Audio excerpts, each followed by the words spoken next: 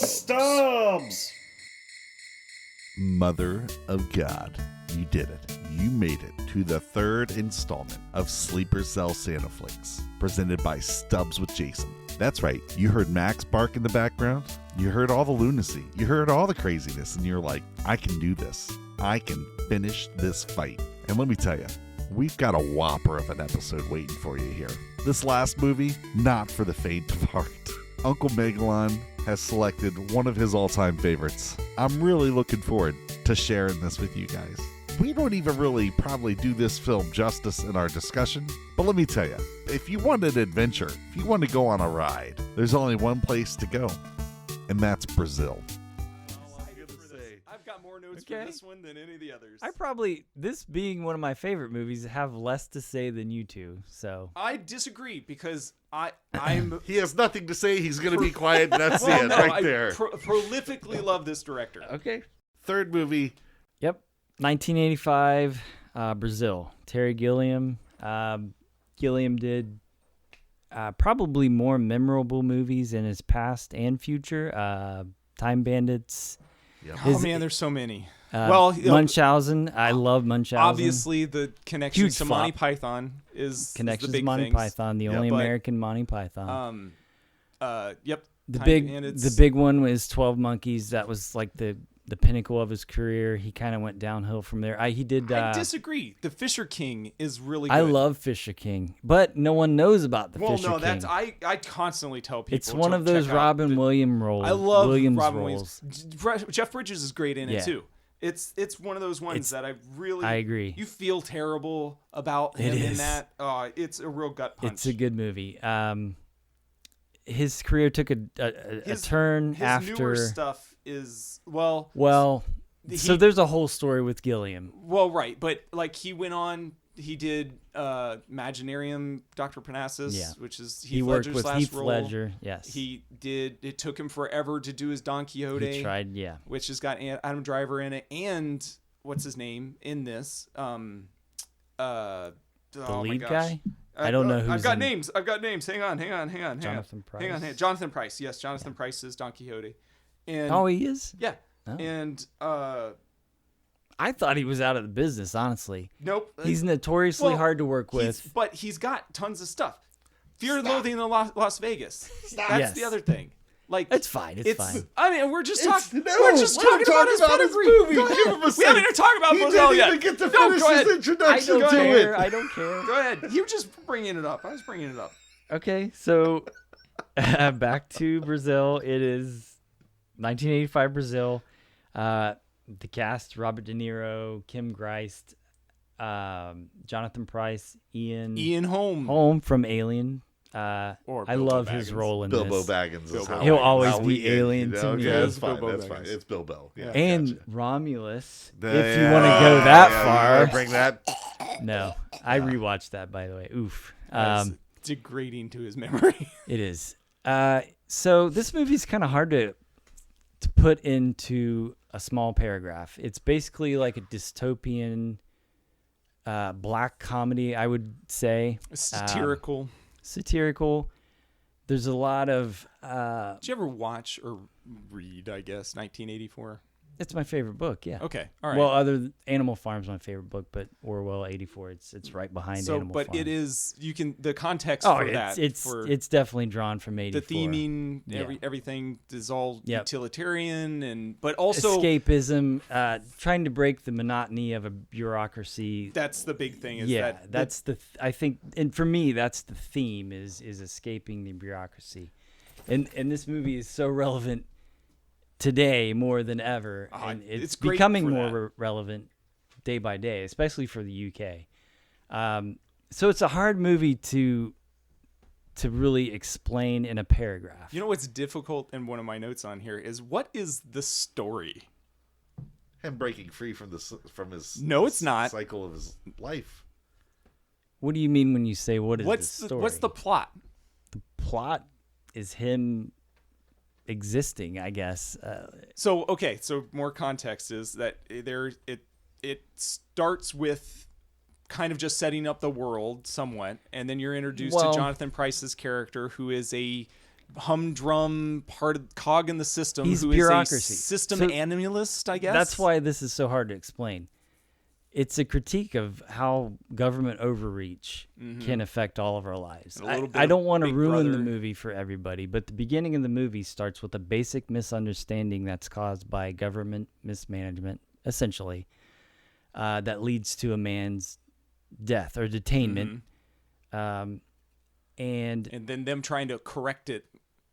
Right. Sort of. The government's best attempt at correcting their mistake or kind covering up that mistake. Right. And it is kind of that story, and then it detracts, and then it goes into a love story.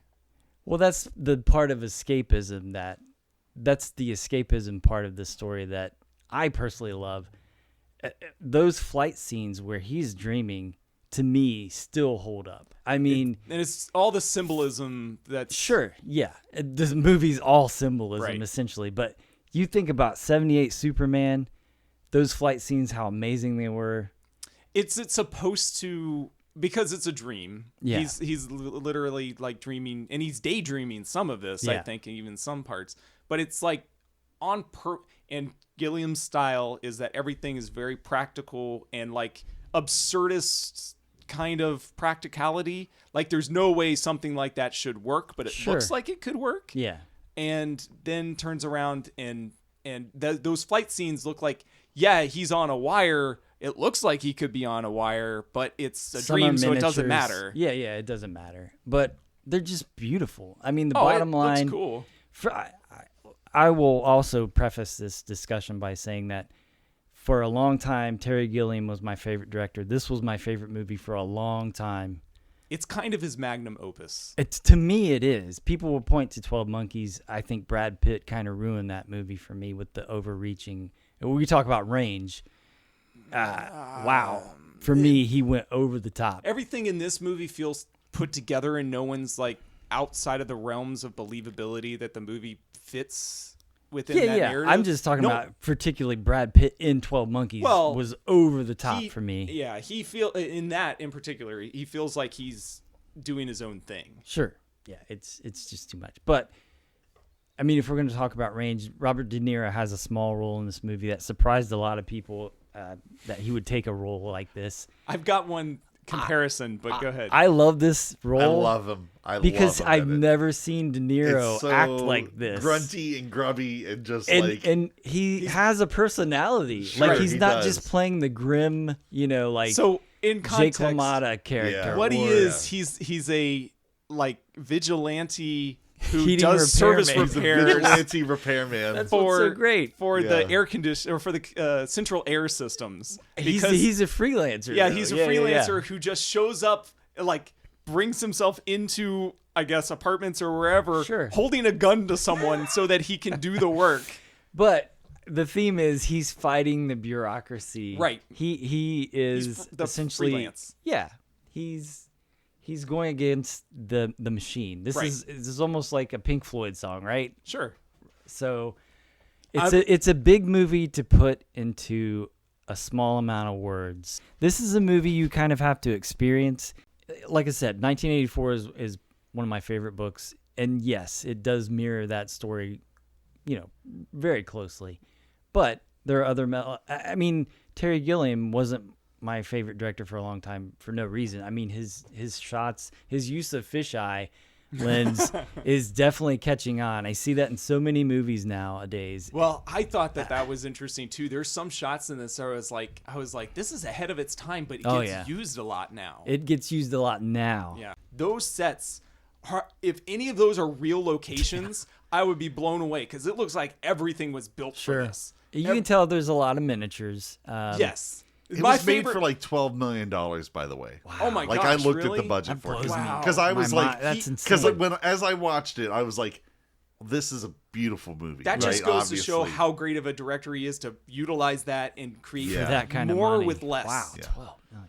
Unfortunately, even with that budget, it still bombed. Well, it bombed huge. Yeah, it bombed and that's huge. part of the discussion and part of the reason why he doesn't really work today in a studio sense. He's almost like John Carpenter. Well, if John Carpenter, if John anymore. worked, but he's basically shunned from the studio system. Yeah. If anything, it's self. Like he has to do it himself. He has to raise the money himself. So what did you know about the? There production? was tons of studio interference with this. Trent and I were talking about Alien. I mentioned Alien 3, how that was a notorious studio intervened movie. Same thing. They made him cut alternate endings. They made him cut a happy ending. This isn't a great ending, though, by the way. I kind of would have preferred. It. Really? I love it. I wouldn't have it any other way. The rug getting pulled from That's not what was shown theatrically, though. Oh, what? It was shown the happy ending, ending. So the original theatrical ending, from what I remember, is I don't know if you remember the scene where she's got that house on the back of her truck. He's like, punch it. It ends that far. They go and you see that scene where they pull out and they're living in the little house thing with the smoke coming in the bucolic, countryside. They just put the house. That's it's the an happy RV, ending. essentially. Okay, and that's the ending that the studio pushed. He fought, of course, right? Caused a ton of he burned so many bridges with that movie and with that ending in particular. He didn't want it to be marketed that way. And that's another thing, is they didn't know how to market this. How do you market a movie like this? It's bonkers. This isn't a mass market film. This is like an art house film that not in the 80s, post Matrix, you totally probably could have. Yeah, you're right. You probably could. You could probably sell this movie post Matrix, which is so weird to say. You want right? to know how they sell it today? Same way they tried to sell that Francis Ford Coppola movie, Megalopolis. Because buddy, I hate to break it to you. What? They're very similar. They're very similar. Okay. So I mean, like, I know we've talked about this before, and you're like, I'll never watch that movie. If you enjoyed this movie, then you should give Megalopolis a shot. I'm not gonna like that movie. He's not the same kind of director. They don't even look similar. The style, yeah. Well, I mean, the lenses that they use. Dude, I'm just saying. I get won't what you're like saying, that movie. but there are. I can see the similarities, but it is very different. Tonally, so it's very different. I have a soft spot for British society. I grew up on like the Young Ones and Monty Python we were talking about earlier. Yeah. So that's another reason I was kind of drawn to this movie. I saw this movie when I was like, I don't know, maybe 14 or 13 on HBO. There's one of those, late night watches where you're just like, what am I watching? What is this? What is this? That's so funny because I did the same thing, but it wasn't this one. It was Time Bandits. Yeah, right? And Time Bandits is just as weird. It is weird. But so his whole style of having like the crypticness of it. And it's interesting you said that he didn't push so hard for that not happy ending, because Time Bandits ends the same way. It's just abrupt. Oh yeah, and it's like, oh well, it's notorious. It's bad. That sucks. And see, Time Bandits for me doesn't work as much as Brazil, I'll say, or even 12 Monkeys. Well, there's no characters. And I still really love 12 Monkeys. Don't get me wrong. It's so slow. The pacing of Time Bandits puts me to sleep. This kind of is. It takes some time to get going, too. I could see where you would think it's slow. The surreal stuff for me, you could check out on the surreal stuff outside of it. For me, that's my favorite part. The dream sequences, especially with the samurai, the kabuki hold. What is that domo kind of guy? He's like a light bright domo, like Japanese samurai. What is he supposed to represent? He represents the government, society, bureaucracy. Okay, he's fighting against that. That's what that all represents. And those baby things at the bottom, pulling it along, that's the bureaucrats. So they're basically like the puppets from Dark Crystal. Or basically the people who are keeping the system alive. That's how I interpret it. That's funny that the baby mask comes into play again. Does that mean... But he had no idea that's what that the was. bureaucracy. So it's like he just dreamt that up and then it ends up in reality. It sure is a creepy image, isn't it? It is. Very weird. So it's so cool. The ending is very Clockwork Orange-ish. Yeah. I think. And a lot of people have... and here's another thing that's funny is I've never seen this cut of the movie, and I've seen this movie over a dozen times. So the one that you found, because I bought it, and okay. So when it ends with him, Michael. Well, I just there were a couple extra scenes. There was a nude scene in it, like. Huh? That was never in there. I was like, what? Where he sees the girl where and sitting she's got on her the hair bed and stuff? No, just where she's sitting on the bed with the bow around her. Holy smokes, I didn't see this bit. That was never in there in any cut I've seen. And I've seen, the Criterion Collection. They released this I bought it on DVD. I bought it every iteration. Dang, I'll have to rewatch this. Never again seen if it, though. Version. And for me, when you say pacing, this was too long. I will agree with you. This was too much. That there was a little bit. It felt overstuffed to me because I've seen this movie, like I said, over a dozen times. It was a bit much. You're just talking about the stuff they added in, not the so new much stuff. The ending itself. The movie shouldn't really be 2.5 hours, right? Yeah, right. Well, as I got to one of my notes was that I paused it at one point for whatever reason. And I was I got exhausted because I was like, oh my God, I am only halfway through this thing. And it was daunting that the thought of oh my gosh. I get it. And I'm just going to say this to everybody. This movie is not for everyone. It is not.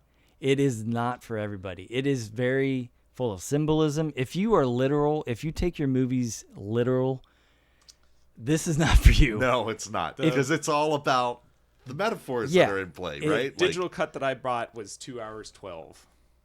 Okay. So we watched two different versions. I guess so. Essentially. I mean, you're missing about 15 minutes, which might be the version that I'm used to. I don't know. But I was just kind of surprised. And I felt like, okay, this is going a bit long here. Okay. I'd be so curious to see it, just to see what's I've seen about better cuts. Okay. Let's just say that. And it's the same thing I feel with Time Bandits. Like, Time Bandits is so hard for me to get through. It's just such a drag, man. It's the fun nature of it. I get it. Crazy, zany I stuff had that better happens memories of Time Bandit as a kid than I did when I rewatched it. When I rewatched Time Bandits, I was like, ugh. The absurdity of the end where I they all still come love together. it. I still love it. It's just a tough watch. Here's my quick. Oh, okay. Do we want to talk about the Christmas connections it's here? a 3. It's a tier level 3. See, I'd say it's kind of still a 2 though, because he gets gifts. It's those could be anything. Well, I mean, he doesn't even need the gifts. holiday theme at the beginning when the apartment gets raided and stuff. It could have been during it. It could be any time. There's music. You still hear holiday. The mall stuff when they go to the mall. Anyway, I don't have a whole lot more to say about this movie. Oh, I got a lot. That has already been said. I'm more interested in what you two have to say about it. And I will say that go ahead. Knowing that this movie is not for everybody. Kind of curious. This is just you go through your stuff. I didn't make a lot of notes. Okay. All right, well, go ahead. Speak your piece. All right, so I enjoyed this movie. Like I did enjoy this movie, Yeah. and it was beautiful. Any of his others? Of his movies that I've watched, this was the one that I liked the most, Okay. to be honest with you. I did enjoy it. Yeah, the length it's just too much. It's a bit much. It felt like, because you get to a point where you're halfway through and you're like, all right, I think I see where we're going here. Yeah. And there's another 50 minutes on top of that, right? Yeah. It's like, this is a lot. I didn't pre-screen that cut, man. So the rug My pull cut at was the end, fine. I didn't think it was long, but I didn't feel like Sure. it was. It didn't feel like it was going on forever. So the rug pull at the end was for the I didn't hate it. Referenced it. I wasn't. I was just like, It's all a dream. I could see where people would have a problem with and that. again, it's just like, well, again, which this movie isn't really even about this guy's individual journey Right. as far as the statement that he's trying to make as a filmmaker. Right. Does not really depend on this Right. guy's journey. You missed so I can appreciate that, You right? missed this bit, but I made the connection that I think that De Niro represents Gilliam because he's an American. Well, that's how they feel. No, look, I can see where he would feel and that he's way. coming. Yeah, he comes in to to the system to circumvent the system and stuff. Is there a little bit of similarities between this and the Super Mario Brothers movie? Sure, I guess. I've never seen it. Pipes. Well, Bob Hoskins. It's the dystopia. Nailed it. Dystopia. The cars and Yeah. stuff that's there. Yeah. That's One of them is the style. cinematically beautiful. Well, one of them is notoriously horrid one of the This worst. is what I was going to Abomination. bring up earlier, as like stealing from good stuff. Those guys totally stole Pipes. the aesthetics from that into that Sure. Mario Brothers movie. Yeah. It is very If only they apparent had now to me. reached for some other elements there. Right. So this is what I got. We'll So try it just again. real quick. So this bit of music that you may not know, depending on your Monty Okay. Python knowledge and stuff, but we would recognize. It's the da da da da da da da da da da da da da. So that's playing on the TV when they're watching like the cowboy episode and stuff. That's the same It's a song great that scene. plays when Lancelot is murdering Charging everybody. and doing. I think it's different. No, it's the same music. Is it Fight. really? Yeah, the same it's got movie? the same okay, music. okay. It literally is. So that comes up occasionally, and I think it's in one of the other ones. Lancelot too. is one of my the Lancelot siege is my favorite scene in Monty Python. Oh, is the it? Central- Nice. in the Holy Grail or whatever. Yeah, Uh, yeah. Then So- you think you'd remember the song. You think so? It's that bit of music. Well, you it's know just so I'm it's just stock. kidding, man. It's The like drums stock at the music. beginning are what really Sure, capture yeah, it. yeah. And then it's the fact that Conan O'Brien is Conan standing O'Brien. guarding Why that has door. no one ever made that distinction? I don't know. I don't- There's a guy standing there, and one of the guards of the gate Yeah. looks So dead ringer they for hired. Conan Really? O'Brien. They filmed that Oh castle. my It's gosh. the I only gotta watch castle that that they again. use Yeah. in the What? entire production. They only use this What? one castle that they constantly Yeah, yeah, refit to fit whatever Yeah. shots they need.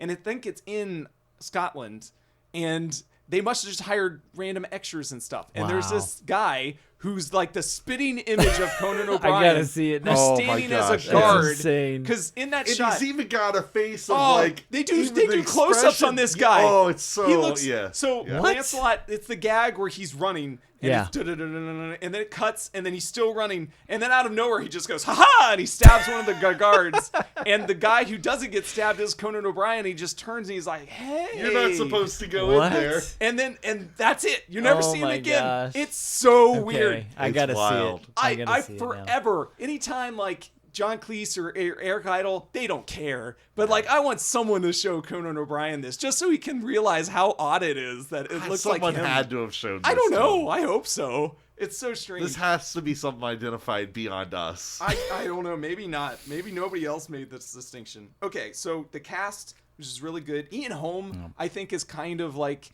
he's just there, but I feel Oh like man, I love him. he's trying to keep him there. Right. What's his name? What's his character's name?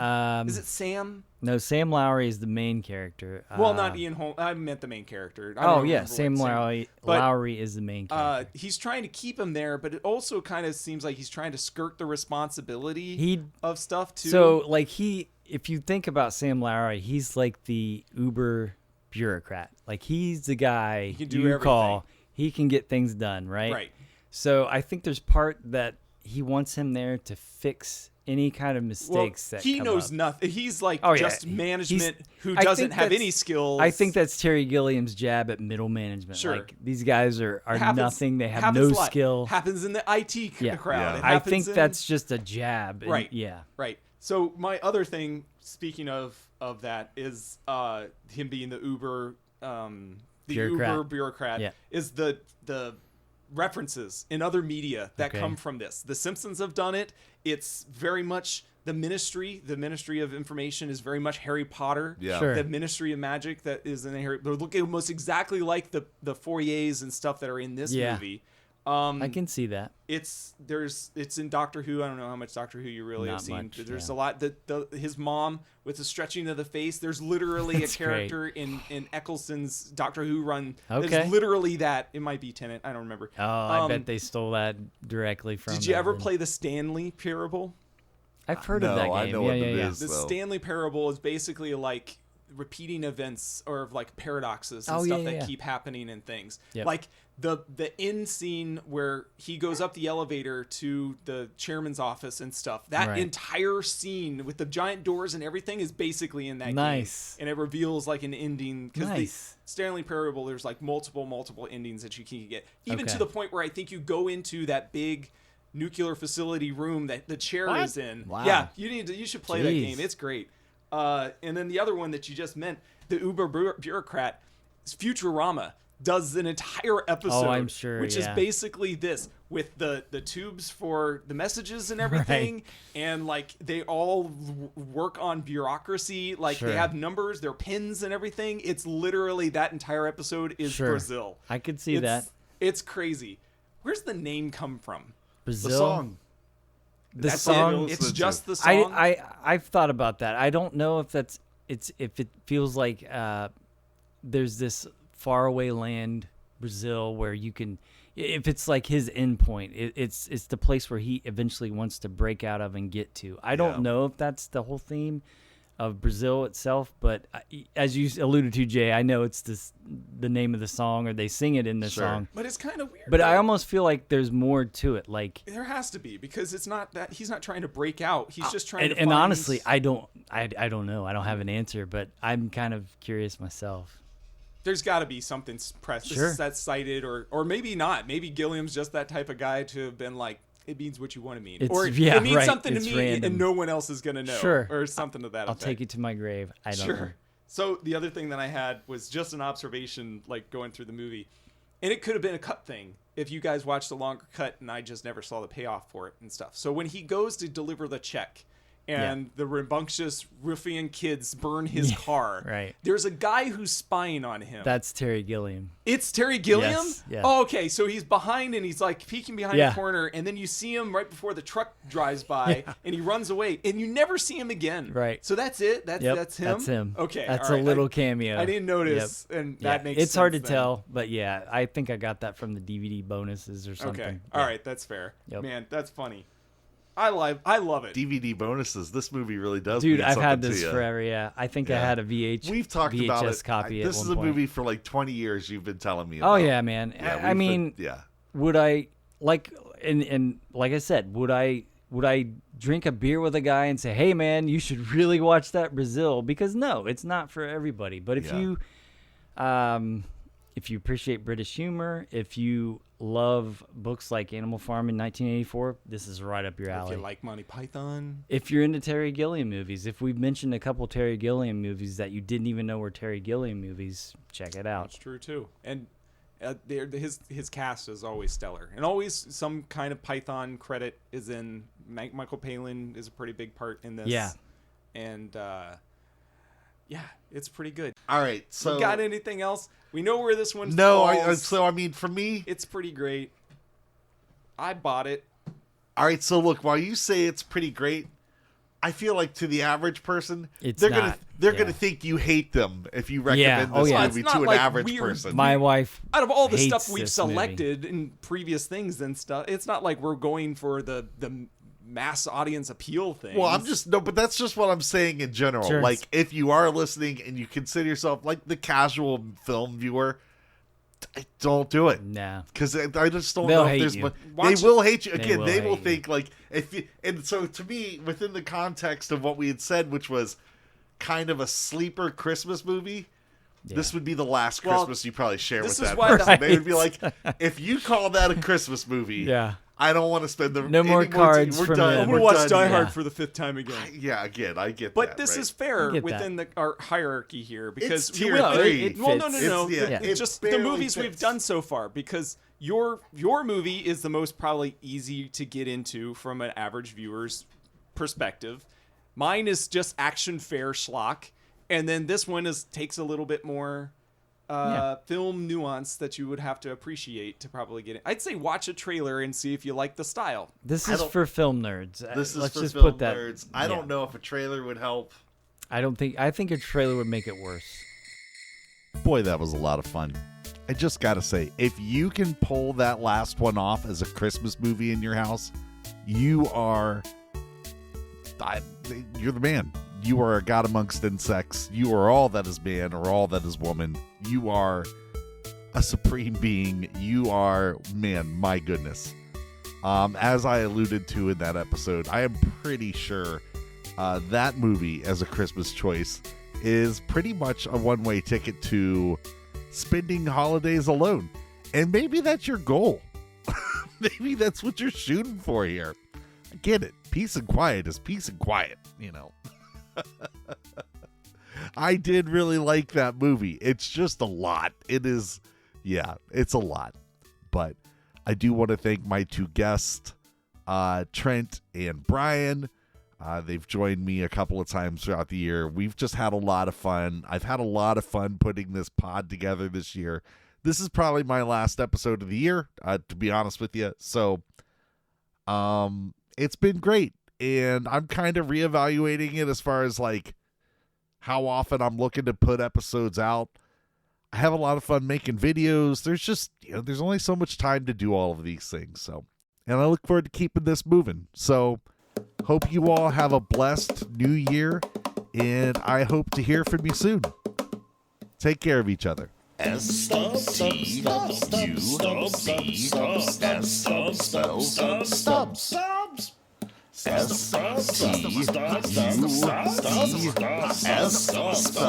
Stubbs.